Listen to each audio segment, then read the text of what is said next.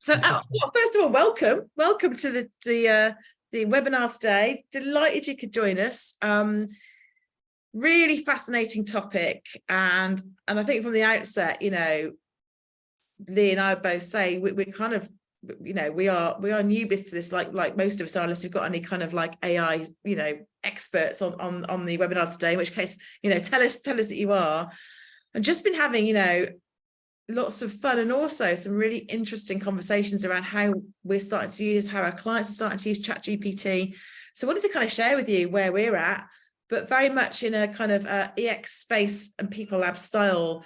This really is about kind of collaboration and co-creation. So we want to hear from you as much as you hear from us. So we'll share where we're at and what we're learning. But, you know, I'm mindful there'll probably be some people on the call who are more expert than we are. So, you know, tell us what you're up to, tell us what you're doing, tell us what you've learned. We want to hear from you as well.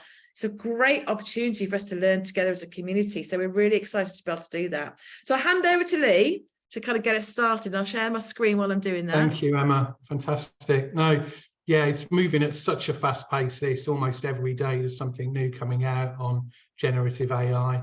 So it's a fast moving world for sure. So I don't think anyone's always got their finger on the pulse just yet. Okay, so we've got an hour, as always, set aside for this, 5 minutes into that already. So in terms of what we'll cover today, we'll kind of revisit the basics. What is ChatGPT and more broadly, generative AI? Why use it? You know, why are we approaching this from an employee experience angle? And how can it help those of us who are in HR, internal comms, EX, or indeed engagement-related roles? How can we use it? We'll get some use cases and we'll give you some real life examples and lots of ideas as well. And of course, your opportunity for questions and thoughts and your own examples towards the end of the session as well. Thanks, Tim. Before we get going, we wanted to get your views. So we've all no doubt got our own attitudes and views towards ChatGPT. No doubt all of us have taken the opportunity to play with it and had some fun with it. You know, what are those attitudes, and indeed what's our experience? So Katie, if we can run a quick poll, get those views up there. No worries at all. So we've got 2 questions for you. So the first one is all about your attitude towards ChatGPT. So how do you feel about ChatGPT? Do you think it's the future? You're here for it? You're ready for it? Not quite sure, still reserving judgment for now? Or does it absolutely scare the life out of you? You think the robots are taking over? So I can see lots of people filling that in, getting there. Okay, last couple to complete theirs. I love this bit because I can see what you're all putting, so I get the early view. Okay, right, I'll share the results now. The verdict is as follows. So, quite split between people that are really excited about it and ready and like, yep, I know it's going to do the world of good for us. I'm here for it. And just under that for still reserving judgment. We do have one person that's really worried about it. So hopefully we can put some people's minds at ease today as well. So that's the first question for you. The second question I've got to you is, I want to know a little bit about the experience that you currently have with ChatGPT. So are you here thinking, what even is ChatGPT? I don't know what it is. Do you have a rough idea of what it is, but you wouldn't feel comfortable to explain it to somebody else? Maybe you've started to play around with it, but no expert. Maybe you're getting to grips with it and using it now already whenever you can. Or maybe we've got an expert on the call who is so experienced that Arnie is coming back from the future and looking for you before Skynet takes over. So anyone here that's an expert? Okay, lots of answers there. Okay, I'm going to share the results on this one for you.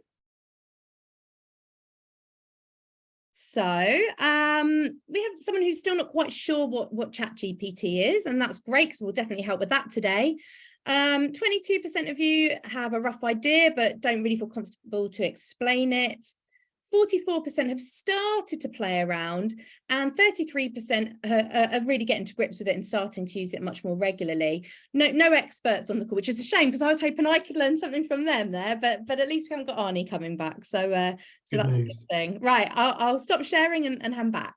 Thank you, Katie. So yeah, we could have had a whole Terminator theme going on here. So let's get into kind of the basics. So a couple of quotes, actually. The one on the screen is a great one. AI will not replace you, but a person using it will. And I think that's really, really powerful. This isn't necessarily about taking over roles.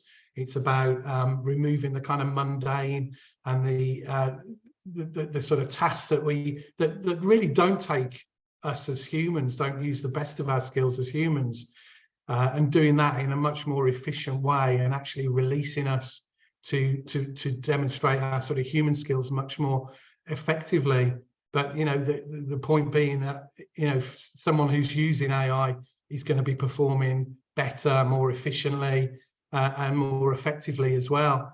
There was a quote I read this morning from a guy called Ian Hogarth, who is the head of the new UK task force on generative AI, and he was quoted as saying the whole world is going to have to rethink the way in which people work. And again, I think that's hugely powerful. This very much is a game changer. And I think we can all come into this either with a glass half full or glass half empty, positive or negative view.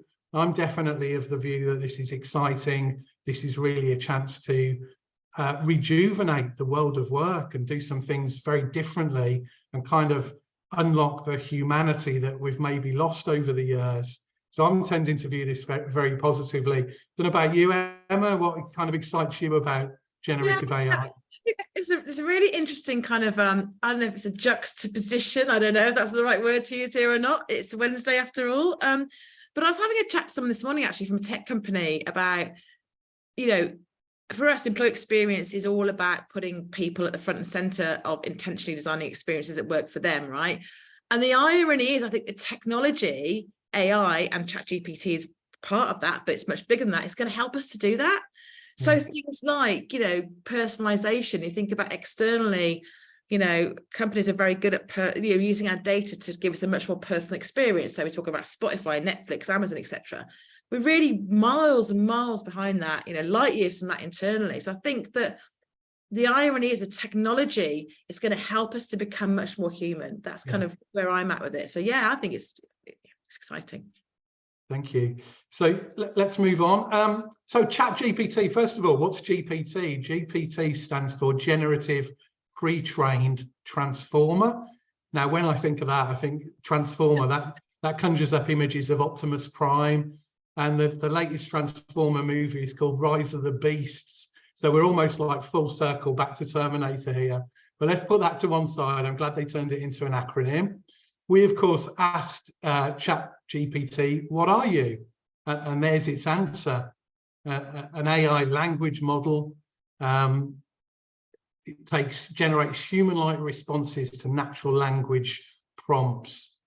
That's really the key part of this. Uses deep learning techniques to understand and generate natural language text.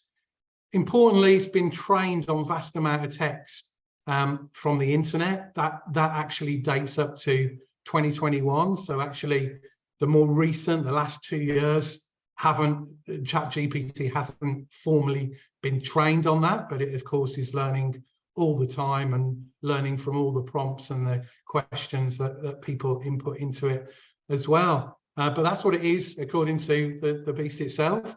Or put more simply, a knowledgeable and intelligent assistant.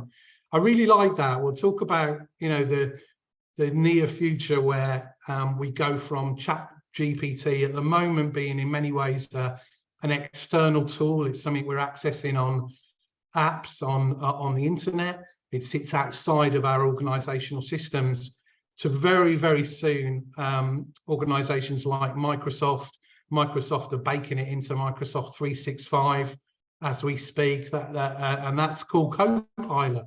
And actually that's a great name for this, and it's a great way of thinking about ChatGPT as that assistant who sits alongside you, can challenge you, can challenge your assumptions, make you think differently, stimulate your thinking, kickstart your creativity if you're suffering from that. We'll talk about all these sorts of things as we go through the webinar today.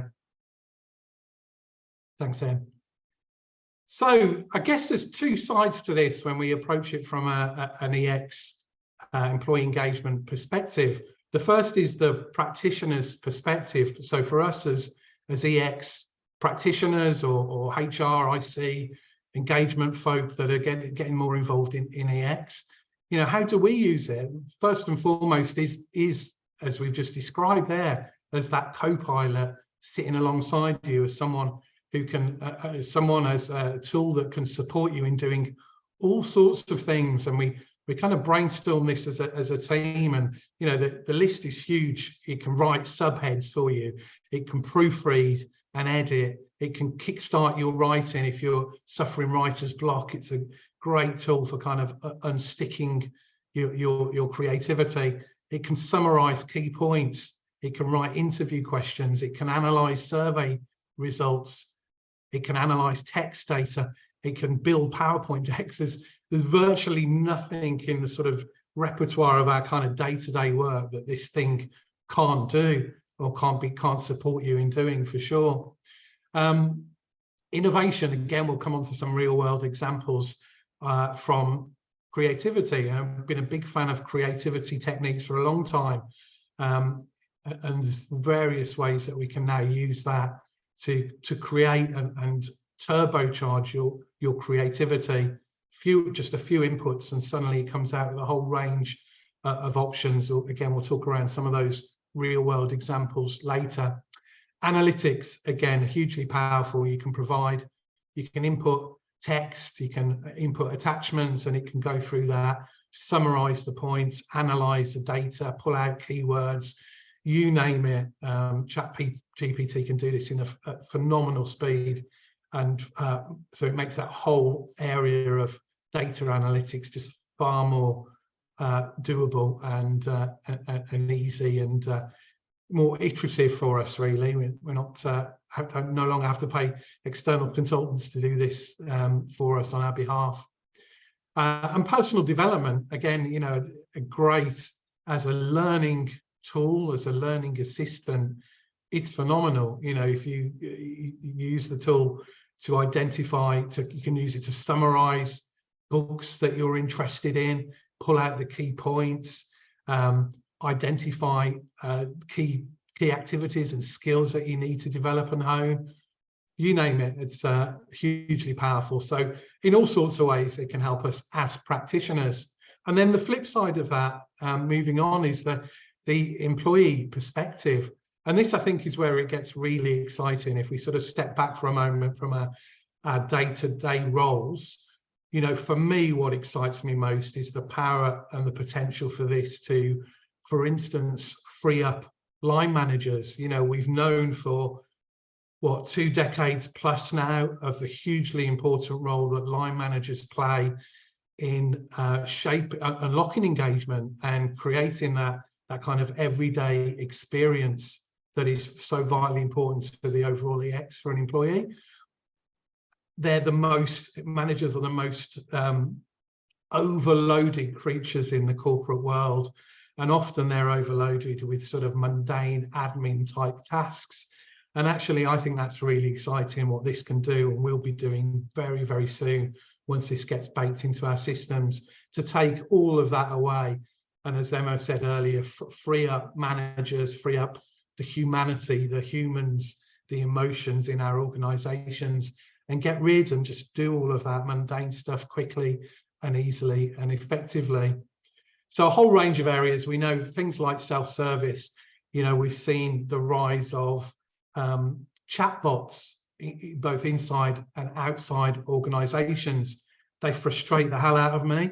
But, you know, this again takes the chatbot into a whole different realm. In many ways, ChatGPT is almost like a chatbot, but it's a much more intelligent, informed chatbot, and it isn't just based on those scripts that are programmed into it. So we're going to see that brought in much more.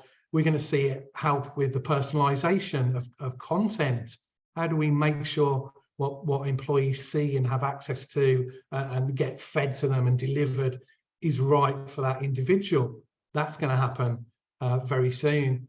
And again, in all sorts of ways that we've talked about already, it's going to improve the overall employee experience.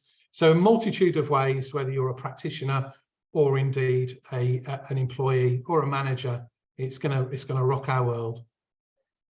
Definitely.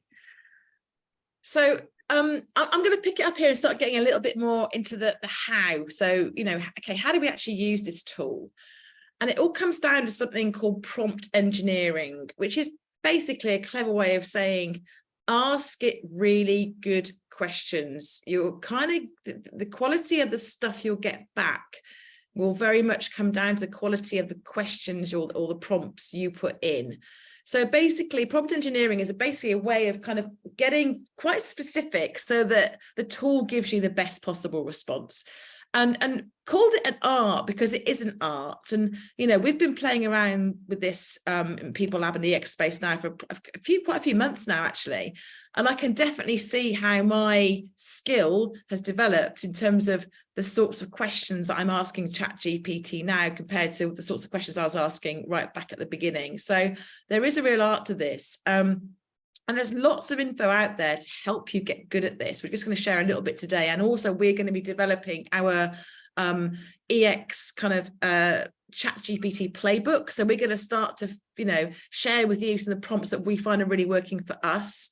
But I'll just kind of give you a little bit of a flavor in a sec. So what is a prompt? So basically it's the way that we ask AI, in this case ChatGPT, to do something for us. It could be a message, it could be a statement, it could be a question, it could be an instructions, it could be some other input, like you could stick in a load of qualitative feedback from a survey or from a focus group and ask it to kind of analyze it for you. So there's lots of different ways you can get ChatGPT to do stuff for you.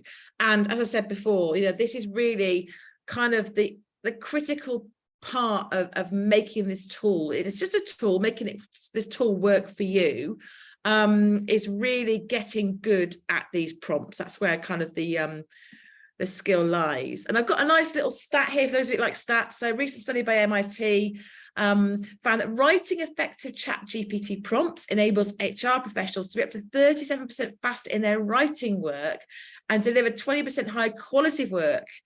I'm finding that already. We'll give you lots of use cases in a sec, but you know, I'm finding it's really making my life easier. A lot of the stuff that I used to kind of struggle with from a blank sheet of paper point of view, like, oh God, how do I get started on this? And in fact, one of the very first ways we used ChatGPT when we first started playing around with it was we got it to write a blog for People Lab. And at the end of it, we said this blog was written by ChatGPT. You know, and it's the kind of thing that, you know, normally would have probably taken myself or one of the team maybe an hour and a half to pull together, and we kind of did it in probably about half an hour. And something we'll keep coming back to, and I'll mention when we get to the kind of the pitfalls, is it isn't a perfect solution. It still needs the human touch. My kind of like sort of estimate was, I say it gets me kind of 25 to 50% of the way there, depending on what I'm asking it to do for me. And I had a conversation with a head of a tech company this morning, and it was really nice actually. He said exactly the same thing. So I was like, okay, so, and it'd be interesting actually, if you want to pop in the chat, if you're using it already, you find the same. So like I said, I'm finding kind of like 25 to 50% of the way there. And I always have to go in, either edit what it's done or check it's accurate, or do something which is called prompt chaining, where you ask the question in a slightly different way to generate a difference. You say, oh, actually hasn't quite given me what I wanted there. It's interpreted my question in that way, and I hadn't thought of that, so I'm going to ask it in another way. So I'm finding it's kind of getting me 25 to about 50% of the way there, which I'll take that. That's great. That helps me out massively. But interested from you, what kind of, if you're finding the same, or you're perhaps your prompts are better than mine, you're getting further of the way there, but it always needs that human kind of appraisal at the moment, you know, human being to look at it and just feel if it does a response look right, is it relevant, has it interpreted the question the right way, has it missed some key areas that you know need to go in there. So I think that's a really important point to make. I think, Emma, that chimes with me, and actually there's some other research that came out very recently out of the States around looking specifically at productivity, where people are using ChatGPT as a kind of virtual assistant, so as that kind of sidekick. And they reckon that the productivity increase is between 30 and 50% for those folk who are using this as a tool to support them, which is staggering, really, when you think about that and the sort of productivity challenges that we've faced in recent years. Oh, absolutely. And as you said, Lee, for me, it's all that mundane stuff, that stuff I get bogged down with. Like, I'm going to jump to use cases, but you know, I've got to write a job description. I don't know about you, every time I have to write a job description, and I have to sort of sit there and think, and then I'm do a bit of Googling and I look at what I've written before and I think, oh, that was terrible. I can't believe I wrote that anyway. I fiddle around with it and I mess around with it and I go back to it, and just putting something like that into ChatGPT, it doesn't give me the perfect answer, but it just gets me started. And I just find that so helpful to, overcome that kind of like blank sheet of paper syndrome that I get. I'm like, oh, what am I trying to do here? And I'll always kind of look at how to write a perfect job description, because I don't do them very often, so obviously that's just one example, but yeah, I'm with you totally. So I'm just having a quick look in the chat to see what we've got coming up there. So Andrew, you sound like an expert, so love to hear from you in a sec. It's funny, actually, as a psychologist, I remember when I first started studying psychology, my degree in 1990, and learning about this stuff. I remember learning about neural networks. It just seemed like so far in the future. I never dreamed that I kind of get there one day, but I'm in no way an expert, but it's really good to hear from other people who perhaps have got different areas of expertise and different ideas to share. So that's really helpful. Just having a look. So Melanie says she's becoming an expert in prompting. Yeah, great. So about 50%. So Christina, thank you for that. Yeah, exactly. So having to edit. Yeah, definitely. So people agreeing, actually. Yeah, Heather, thank you for that. So 25 to 30% feels about right. So yeah, kind of a lot of kind of consensus, I suppose, on that. So some really good stuff coming through the chat. So I'll carry on. So just a couple of examples here. So, when I first started using this, I probably would have put something in like, how can I improve the onboarding experience for new employees? And I'd get some stuff back. And an engineered prompt, so we'll go into what an engineered prompt's all about, is much more specific. So an engineered prompt would take that. So actually, let's ask it something much more specific. So what are the key elements that need to happen on the first day in a new job for a new employee to help them feel welcome and included? Our researchers said that currently on day one, new employees feel very left to their own devices, not very welcome. So actually experimented with these. I won't give you the whole readout because it doesn't really work in this format because there's obviously a lot of text to have a look through, but just as a kind of a synopsis. The simple prompt kind of gives you a, yeah, so what? I kind of knew that already. So when you put that simple prompt and you get stuff back like, have a develop a structured onboarding program, provide pre-boarding support, foster connections and engagement. You kind of, yeah, I know all that. It kind of tells you what you already know when you have those simple prompts. When you get much more honed on your, your expert prompts, your prompt engineered prompts, I say I've just kind of taken out the themes here, but if you were to do this for yourselves, what it actually comes up with, it says give a warm welcome. It gives me specific as to how I might do that, right? Introduction to the team, and it gives me some specifics as to what that might look like. Clear expectations, workplace setups. These aren't just kind of like, it doesn't come up with these kind of bullets as they are. It kind of gives me specifics around each of these bullets that are just way more helpful. And again, it's probably stuff that we all know, right? And if we were to spend an amount of time researching this, looking into it, we'd probably come up with this ourselves, but it just shortcuts that need for us to go out and sort of, dig into previous onboarding programs you might have done, and, all that kind of stuff we would normally do. It just, again, it gives us a starter for 10. That's all it is for me, the starter for 10. And what I love about it is, when it gives you an answer, and I say this is a much more in-depth answer in real life because I've just kind of pasted it here to fit it on the screen. You might have more questions. You might say, okay, so that's really a great idea for the warm welcome. Can you give me an example of a schedule for a new employee from 9 to 5? What would happen at each hour of the day for them? And it can kind of give you that sort of stuff. So you can kind of delve into it in more detail and get more and more out of it. So how does that just kind of brings to life this idea of engineering your prompts? Emma, do you remember the old sort of 5 questions thing where I think it originated in Toyota back in the day, but this notion of asking 5 questions. You ask the big question at the start, and then you ask why, or 5 whys it is actually, till you get to the kind of root cause. It's almost like that, isn't it? But the other way round, where you iteratively add these questions and filter it further, and it just refines the output for you. I don't know whether you saw on the questions, Jade added an example. She, who's Jane Adey on the call, says she likes to ask ChatGPT to ask her 10 questions for further context, which is a really brilliant. So it's the other way around, not you asking it questions, but actually asking ChatGPT to ask you a bunch of questions for clarity, for context. And this is exactly why we want to build the playbook with our EX Space community, because we've been playing around with this, got lots of kind of stuff already, but we know that working together on this is going to give us a way better outcome, because we've all got so many different ways we're using it, things that are working for this. I think it's a really great example of how co-creation, co-collaboration is going to co-collaboration is not a word, collaboration is going to really help us to get the best out of this tool. So again, there's a whole kind of, we could write pages and pages and pages. We could do a whole webinar on prompt engineering. Now, when we kind of publish the playbook on the EX Space, we'll go into this in a lot more detail. But just again, to give you a flavor on the webinar today, some of the things that we found really useful are these here. These are kind of, I suppose, our top tips. And there's a lot more we could put on here and loads more detail and context we give here. But we're just for the purposes today, just give you a little bit of a flavor. So define the task itself is like, just be really clear on what is it you actually want it to do for you.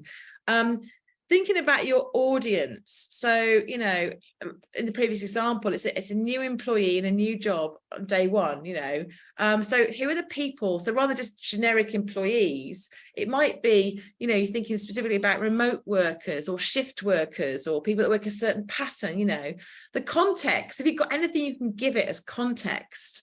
So, we've had some examples where we've actually put in, things like, values from an organization we're working with to kind of help it get to know that organization.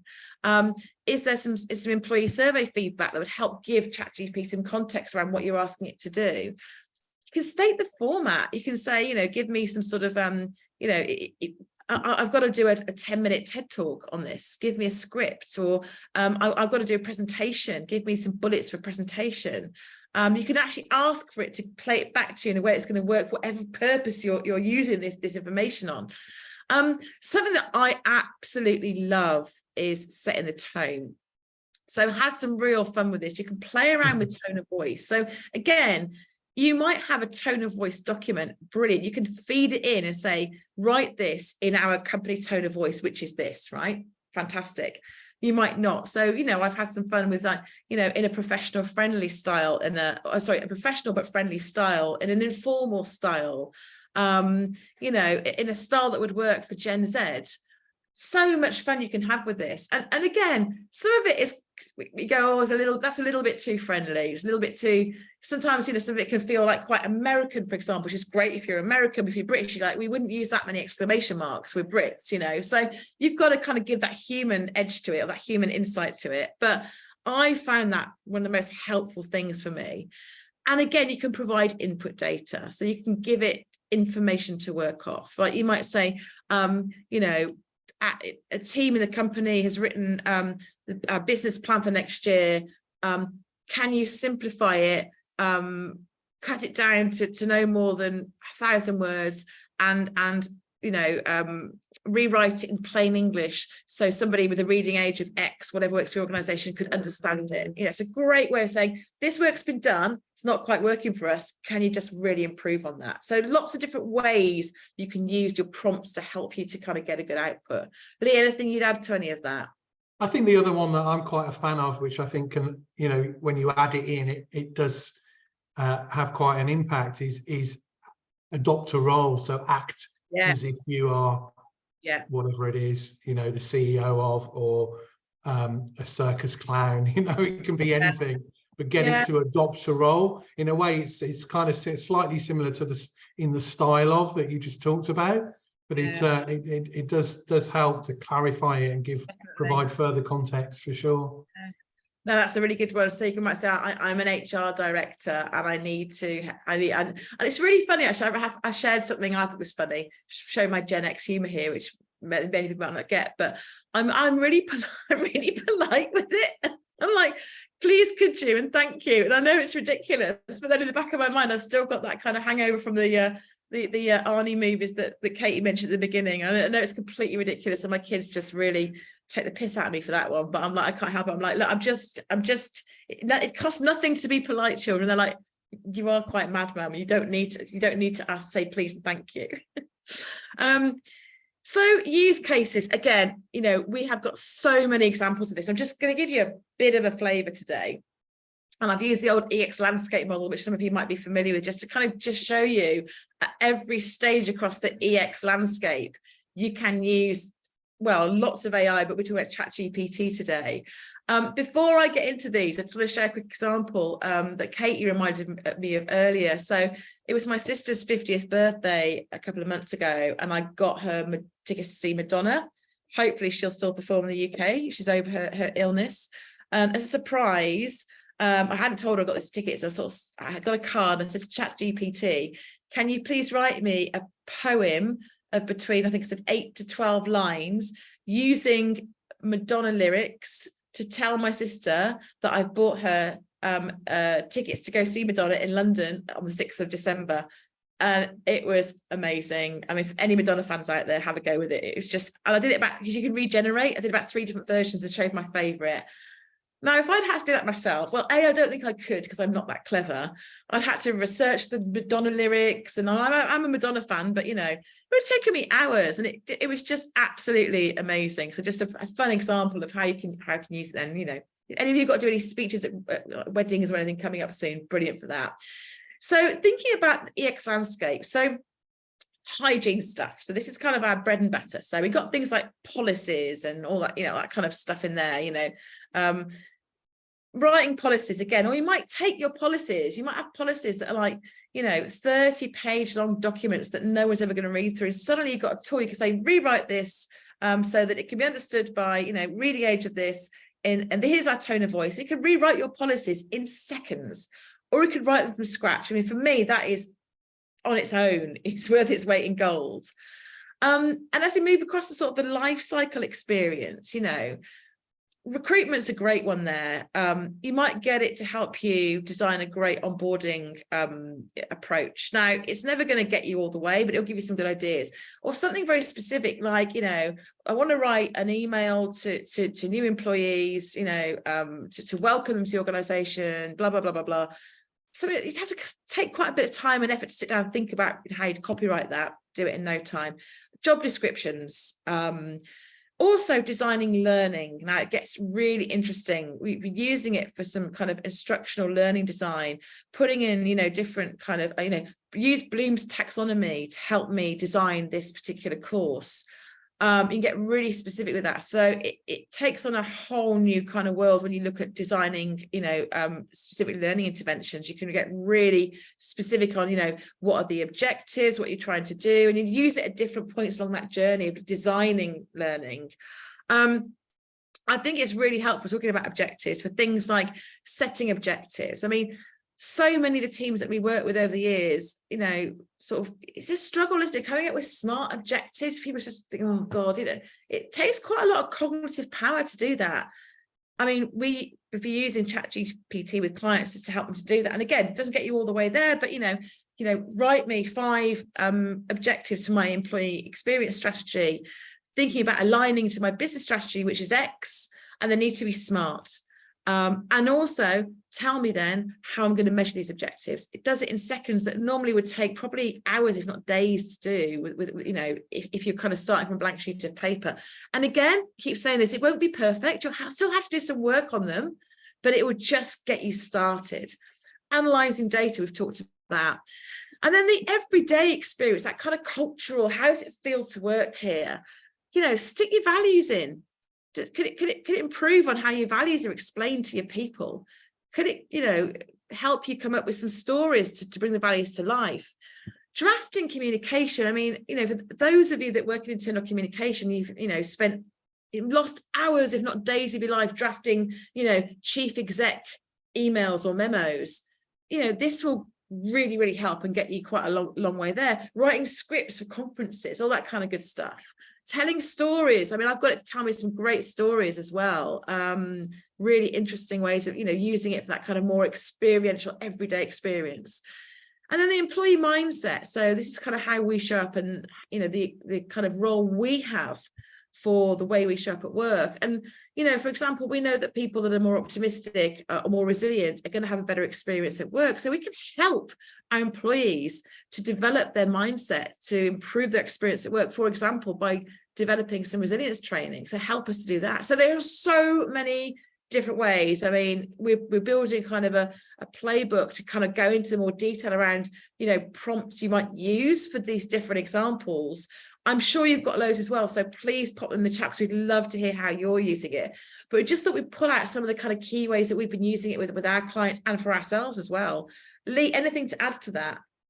I think, if I think about, having spent 30 years in internal comms initially, that excites me hugely, because we want to get away from that kind of crafting and drafting element of the role and move on to the becoming a coach and a supporter and an enabler of the strategy and a trusted advisor. And actually, again, this is hugely powerful as a way of just streamlining and turbocharging all of that crafting and drafting activity, freeing us up to move up that ladder and get into some really juicy stuff and actually start making a difference to our organizations, as well as churning out great content. Yeah.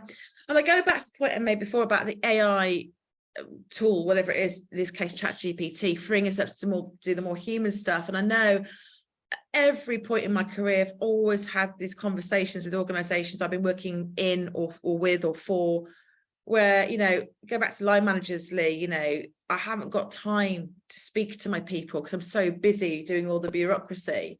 I haven't got time. It's always this time piece. And the idea of these use cases are more freeing us up so we've got time to do the human stuff, I find really, really exciting. So finally I've got time to have a coffee with someone and kick some ideas around, because this has helped me to do the stuff I needed to do. It's taking lots of cognitive power and it's freed me up. So I think that's really, really exciting. Got some example prompts here. So what I'm going to do now, for those of you that haven't seen it in action, I think most of you probably have, but you haven't seen it in action, I'm just going to share my screen just a second. And I'm just going to give some examples here of, and these prompts aren't perfect by any means, but just some examples of how this actually works. I'm just going to stop sharing a sec. So is anything, whilst I'm doing this, Lee, anything that you think is coming out of the chat that would be useful to share, let me know.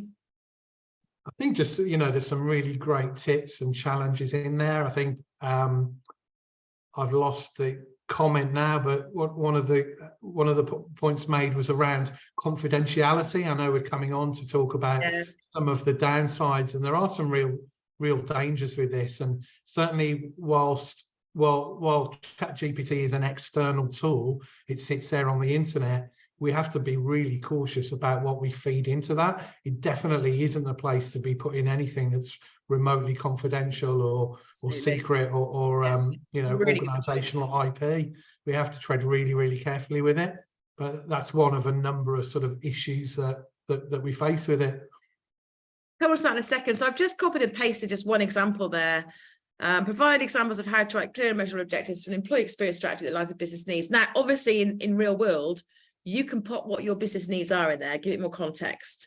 Or you can say, as a director of experience, I want to, et cetera, et cetera. But let's just see what it comes up with. And for those of you who haven't seen it in action, prepare to have your mind blown. Those that have seen it in action, this is how quick it is, right? I'm not going to read through all this. This is why it doesn't really work. We're showing you the outputs on screen because there's a lot of text there. Straight away, these might not be perfect for you, but straight away, it gives you something to work off and it gives you those key results. Straight away, you've got measures in there. This is brilliant. How many of us struggle to come up with different measures? So you've got some really interesting ideas there. So I'm not going to go through them all now, but, you can take that prompt and have a go yourselves and see what you come up with. And then you might think, oh, they're a bit too generic. So I'm going to take that prompt. I'm going to kind of iterate it. So I'm going to come up with some different, ways of asking that same question. I'm just going to do one more. I'll take this one, the more in-depth one. So bear with me while I pull this up. Okay. So this is the one about being a people manager. I'll just share my screen again, and you'll just see what happens with this one. So this is the training prompt, I think. Yeah. So people manager, instructional designer. Help me design a course on effective internal comm skills for middle managers in a corporate setting. Your task is to provide guidance on the key components and learning objectives, as well as delivery methods. So there we go. Let's pop that in. Let's see what it comes up with. Straight away, here we go. Now that's the sort of thing that, you know, we could do this ourselves. We could come up with this ourselves, but straight away, we've got all of this kind of information coming up here that we can just use, take away, play around with. I mean, I don't know about you, but who struggles with writing learning objectives? I mean, I can do it. I've done it for years, but it's always one of those things I have to really think about, like, what are the learning objectives? And straight away, I'm not saying these will be perfect, but I can go, actually, I can react to these. I can build on these. Got some learning objectives to sort of build off. What are the delivery methods? Oh, this is great because, you know, I'm probably guilty of doing what I've always done, but here we go. I've got some role plays and simulations. I can do some video demonstrations. It's given me some ideas here that I might not have normally thought of. Brilliant. That's fantastic. And I can just use this as a checklist to go back to say, am I using different styles of delivery in my training? So yeah, just an example there, just to show you how quick this is, and you know how this works. So hopefully that was useful as a little demo.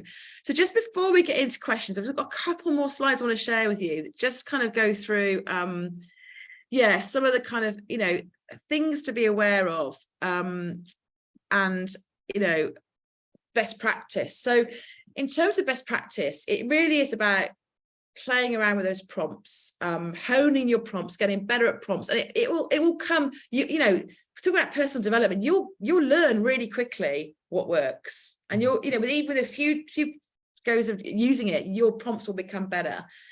Iterate your questions. So you'll look at what you've got back and you're, oh, that wasn't quite right. So just get comfortable with changing the questions, and then prompt chaining. So you might want to delve into that one I've just shown and go, actually, I love this idea. If you're me and you're polite, I love this idea, ChatGPT. Thank you. Give me some more examples of how I might use role playing in this training example. So you might delve into, you know, some of the answers it gives you. Give it context wherever possible. If you've got inputs you can put there, give it context. But be realistic. It's only going to get you part of the way there, but it's dead helpful. Test your responses. So go back into design thinking here, go and prototype. So, you know, I've been playing around. I've got some ideas here. I've used a bit of ChatGPT. How does this land? Does this feel right? Does it work for you? So that human piece in there is really important.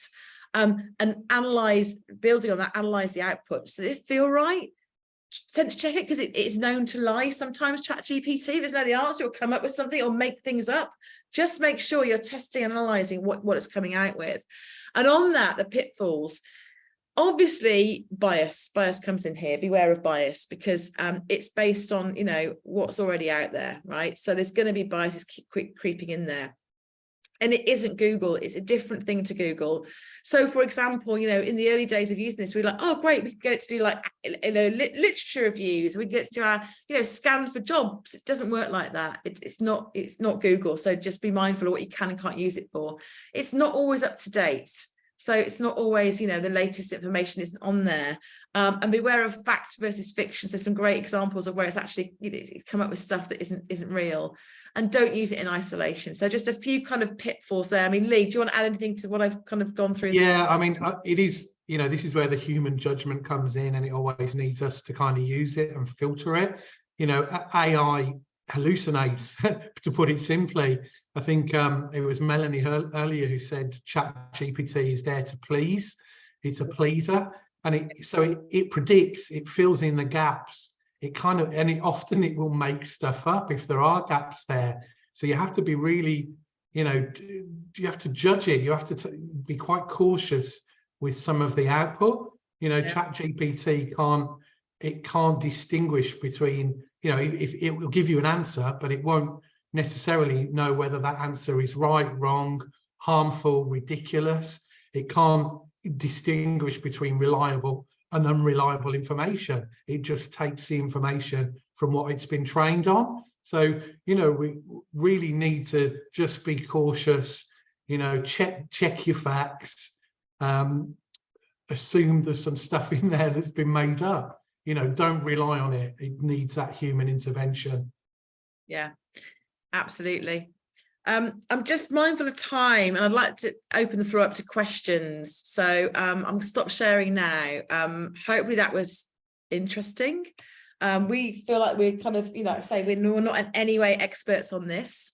So got a question coming through already. Got a few questions coming through. I love that one from Alex just now. Do you worry that your clients might query your fees if ChatGPT is doing a quarter of the work or more?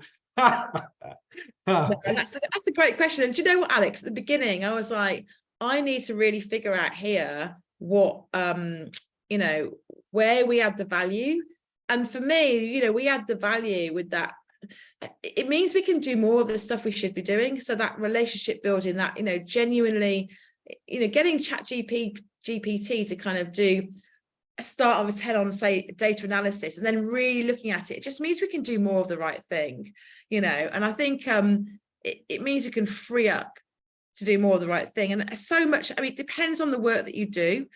So much of the work that we do is kind of in person, lots of kind of, EX design sprints and mapping journeys and making sense of stuff. And I think it's another tool to help us to do that, but we'll bring it in as like an assistant rather than replacing what we do. But I think it's a really good challenge. And I think the idea is to see it as, and I want to be challenged by clients. I want clients to say to me, well, hang on a minute, you're saying you're charging me X to write a load of comms. Who's doing that? Your ChatGPT is a good challenge. We need to have this robust, honest conversation, Yeah. But it means we can make budgets go further and do more of the right things, which I'm really excited about. So I haven't got to spend, It's about freeing us up to do the added value stuff. I totally agree, Emma. And we shouldn't be charging for the stuff that can be automated elsewhere, or charging very little for doing that. So yeah, a really good challenge.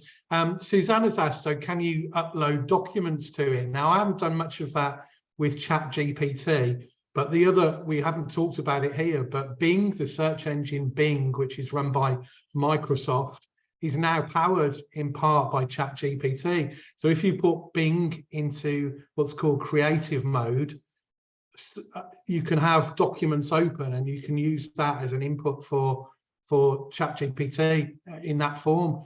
So certainly you can do it there using Bing as a tool. As soon as Microsoft launches Copilot within 365, it will be able to search through attachments and documents. So this is moving at lightning pace. Have you done much of that with ChatGPT itself, Em, in terms of attachments and files? I've uploaded copy into it to help contextualize things. Yeah, so definitely. It's more of a cut and paste interface. Yeah. And I think Ellen's comment about confidentiality is really interesting, and completely get that. This is a brave new world. So even if your data is completely anonymized, I can imagine the kind of headlines if you're a big corporate and someone's found out you've stuck a load of data in there. So I think that's a really, really good point. And I'm sure there are people that might have the answer to this, but there will be. Obviously at the moment, people pay consultants that have the technology to do this stuff for them, and they're just using a version, but it's obviously ring fenced. I think, as people like Microsoft start to bake this into the kind of MS suite, including Viva, because like a data analysis tool on Viva, I think we'll be able to do this internally as well. So that's the key, isn't it? And that's the kind of watershed moment really, where this becomes part of our sort of internal corporate toolkit. That's when this becomes even more profound.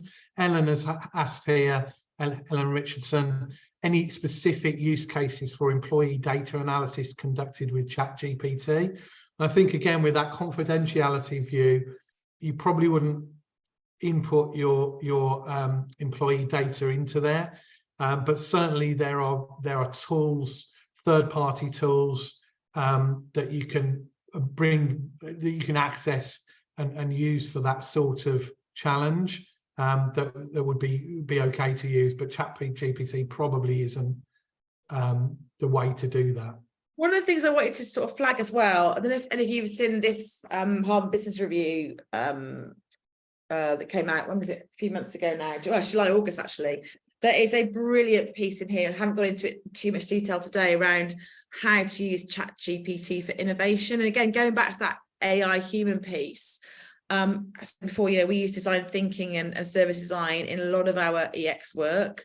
And it's just such an amazing tool to help us to ideate, to help us to evaluate ideas. So again, it's not that we're not doing the work, we're just getting something to help us do that. And there's a really great example here. I'm just going to read this out to you just to bring this to life. So the prompt for ChatGPT was, you'll play the role of an ideator. You'll randomly generate 10 common nouns. You will then randomly select any 2 of the 10 nouns. You'll then ask me for a third noun, as in the human being, and then you'll generate a business idea by combining or associating the 2 nouns you identified and the noun I've identified, right?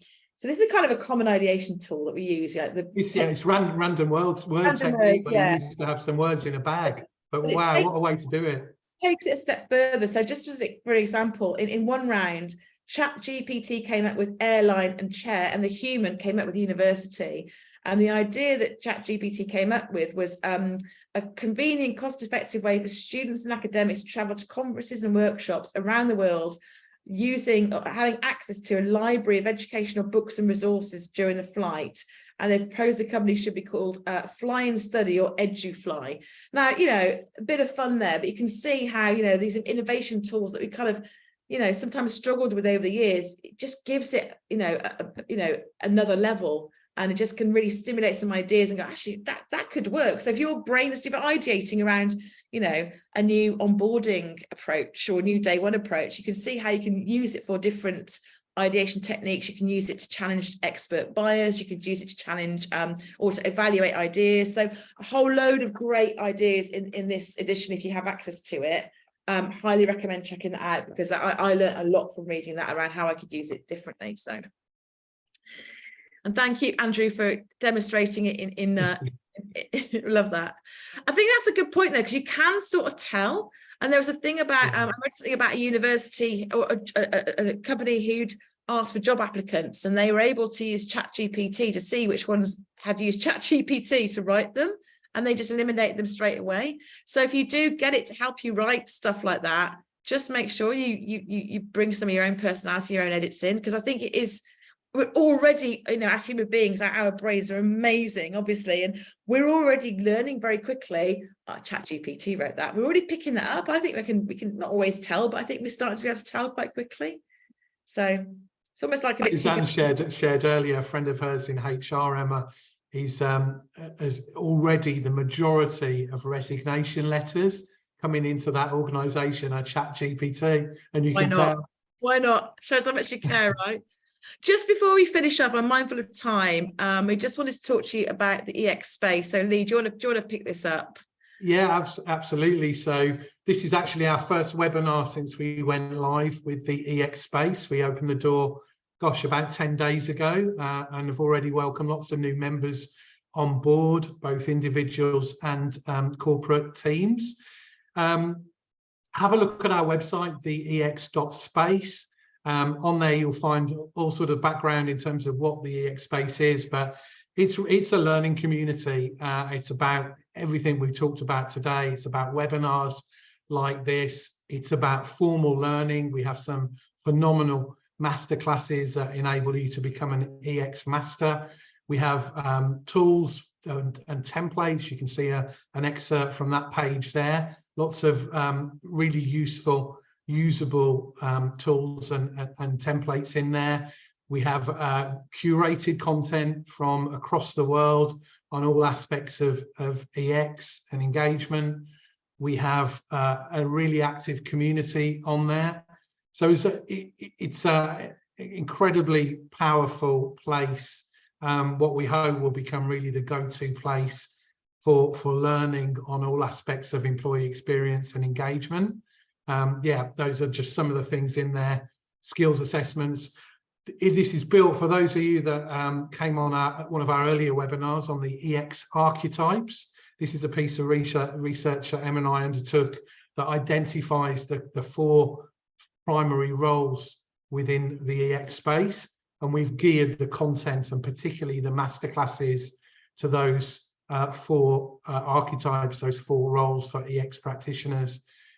So take a look. We've got some phenomenal offers for membership at the moment, which is essentially, while we're in this kind of pre-launch phase, which is up until September, for the first 50 members, and there's still an opportunity to get in there, we're offering 50% off all the membership packages.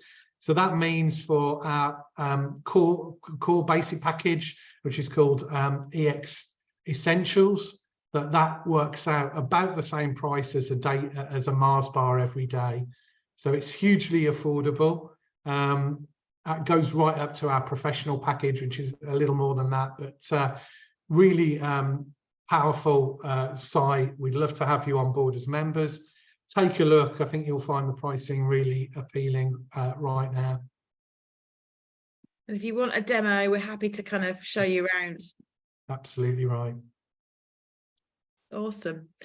Well, I think we're just about time. So thank you everyone for joining us today. Really appreciate you giving up your, well, depending on where you're on the world, your lunch hour, maybe breakfast, maybe dinner, who knows. Yeah, you'll get a copy of the slides and a copy of the recording as well to your inbox. And yeah, let's just keep the conversation going, because it's such an exciting tool to help us kind of really dial up, you know, what we're able to do with the limited time we've got. So let us know what you're up to with it. We'd love to hear from you. But enjoy the rest of your day, and thanks for joining us, and we'll see you soon. Thanks, everyone. Take care. Cheers.